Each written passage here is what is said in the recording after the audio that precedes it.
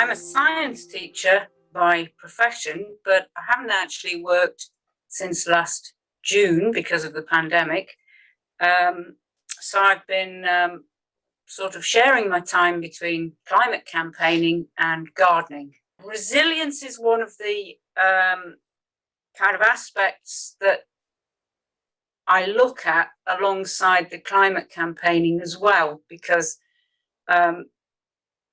that's important for everybody, but it's important for people who are involved in kind of any sort of long-term major campaigns to avoid any kind of burnout.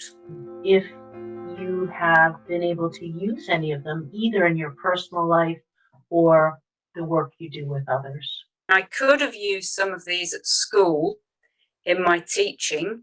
I used to teach in a hospital school, which was an inpatient unit for adolescents with mental health issues. So aside from climate change, or, you know, rolling climate change into it as well, all these tools are useful. Obviously, our community groups haven't been able to meet in person, so we've been carrying on as best we can over Zoom. And I think for many months, we didn't really do much apart from just act as a support group. It all seems to have come to a bit of a fruition point recently. We've, for whatever reason, have decided that our main focus needs to be more based on connecting with people in the wider community through arts, really, not necessarily just art, but the arts in general. So we've all in the last couple of months come up with all these ideas for kind of arts-based projects. We've got one based on comedy, one based on dance, and we're working on a storytelling one at the moment as well.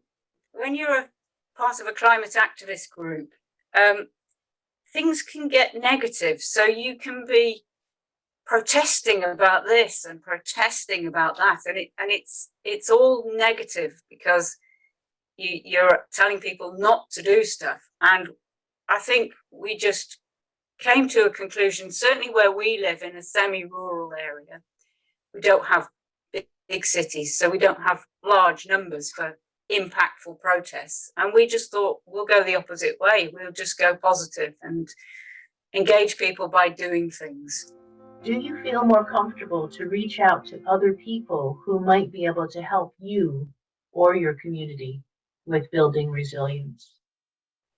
Yes, definitely. It's been quite interesting starting initial meetings about the Repair Cafe, where in the meetings, a lot of people are coming back with negative questions like, well, what if nobody turns up?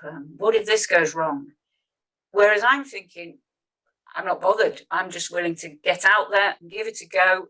And, you know, the worst that can happen is it doesn't work and we try something else.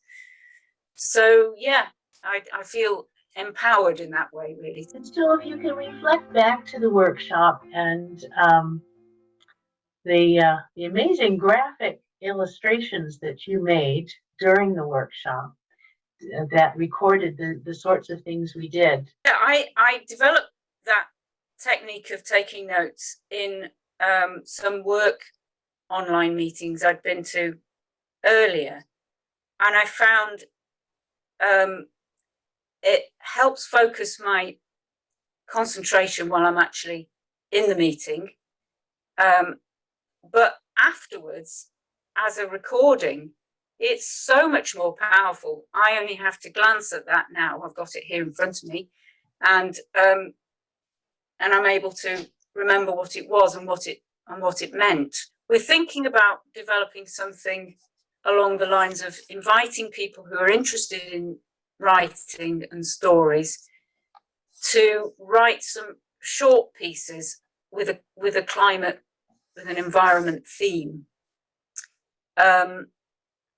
maybe personal, but not necessarily, and seeing how we can use those to reach out to a wider community, because people respond to stories, they don't particularly respond to statistics. You switch off to that. And also bad news, there's lots of bad news, but positive stories are empowering for people, I think.